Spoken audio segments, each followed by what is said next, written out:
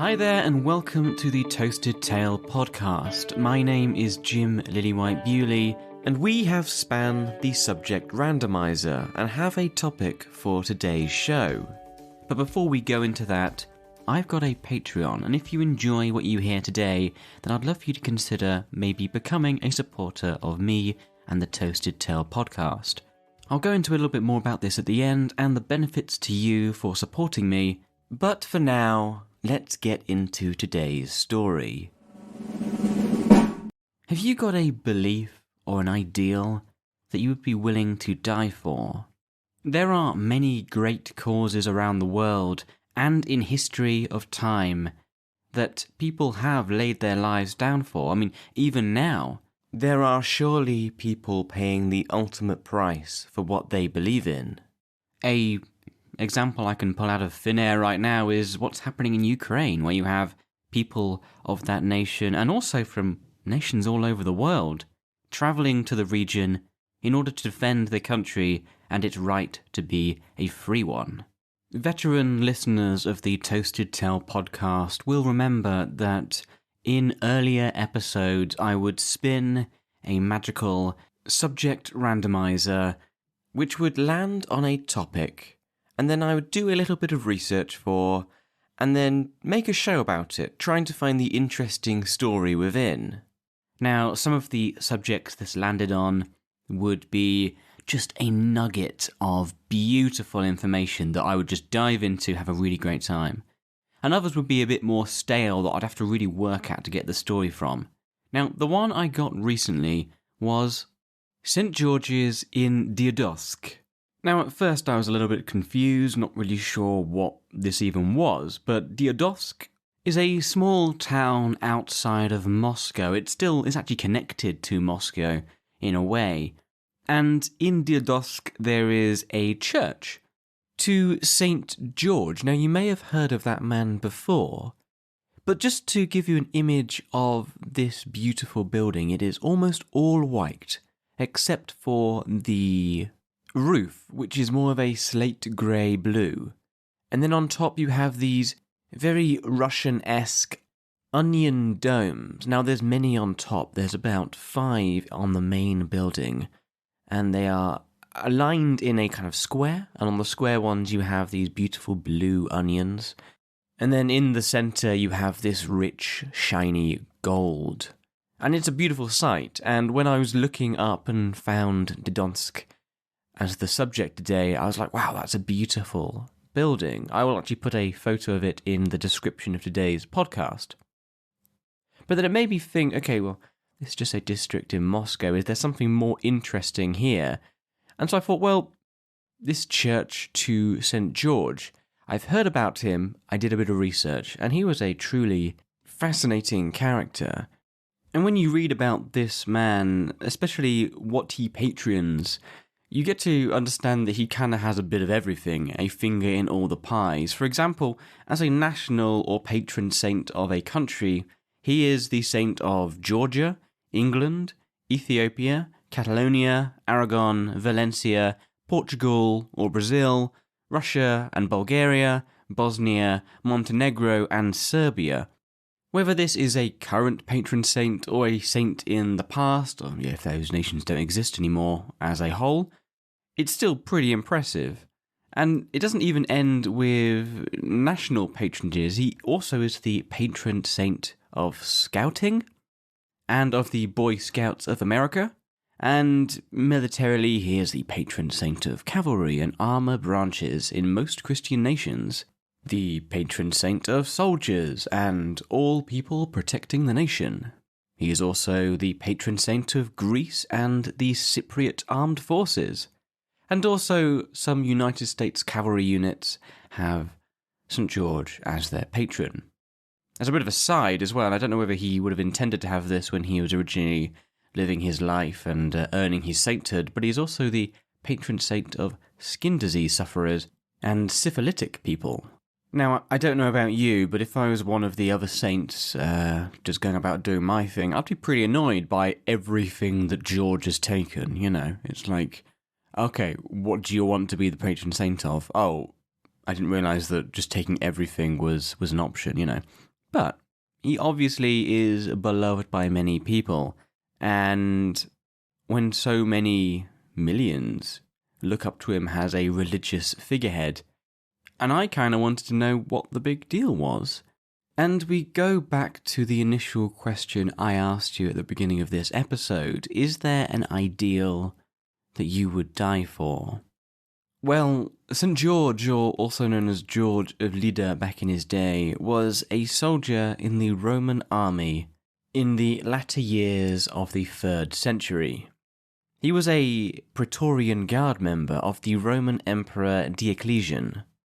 Now, the empire at this time was still paganly run, and St. George, being of the Christian faith, came into direct loggerheads with the emperor on this. And so when Diocletian, his emperor, instructed his men to convert to the pagan beliefs, and St. George refused, he was sentenced to death for not recanting his Christian faith. There are 2 main versions of this legend, one from the Greek point of view, one from the Latin. The Greek version we have is from a 5th century text, and its fragments are preserved in the British Library, where they spin this tale that George was born to Greek Christian parents in Cappadocia, his father dying for the faith when George was 14, and his mother returned with George to her homeland of Syria, Palestina.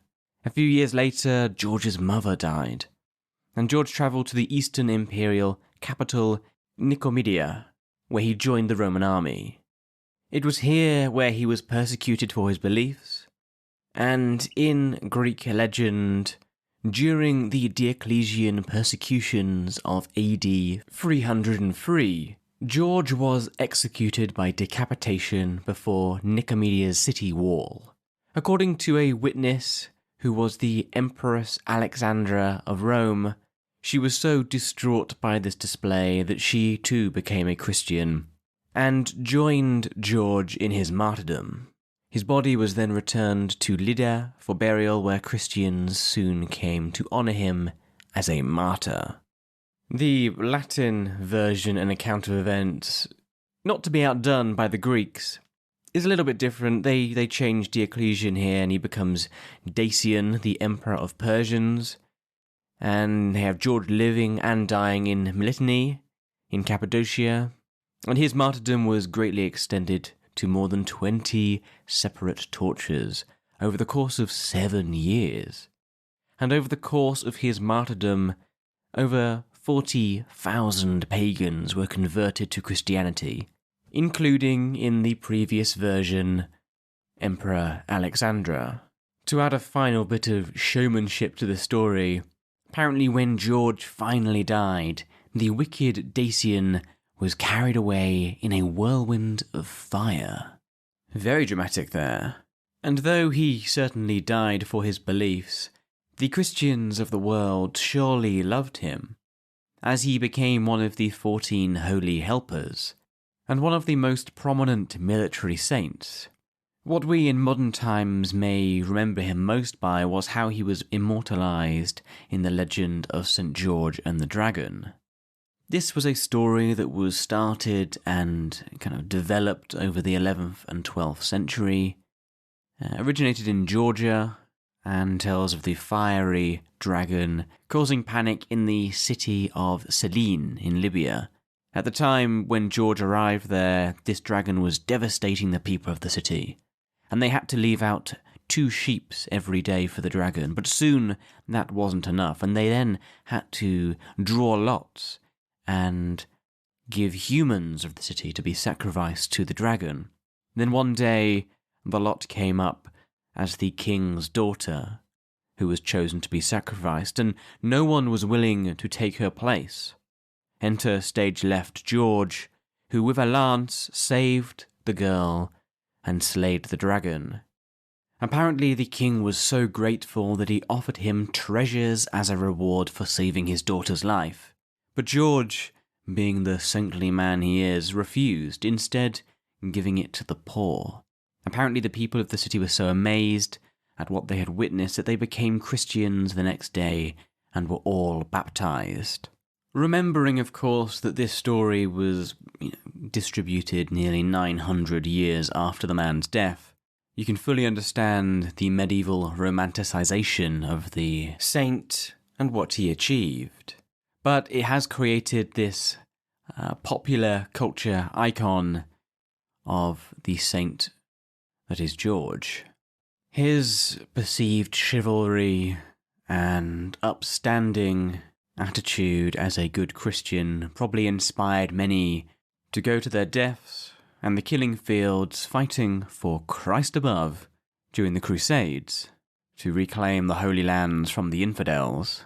And as you can imagine, having that sort of individual as your sponsor for that sort of fight, many rich medieval Christians would have built churches and wanted to aspire to be more like their St. George.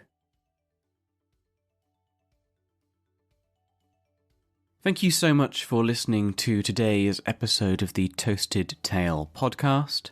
I really appreciate you tuning in to me and hearing the story that we stumbled upon today. Now, I'm not out here saying that you need to have some kind of cause that you're willing to die for, but having a direction in your life, a belief, an ideal you're working towards can really have an impact. St. George was a Christian and died for it and then changed the way the world operates even now. And one small idea that you have today could grow as a seed into something much greater than what you originally intended one day. So go out there, grasp at ideas that you have, and see how far they grow.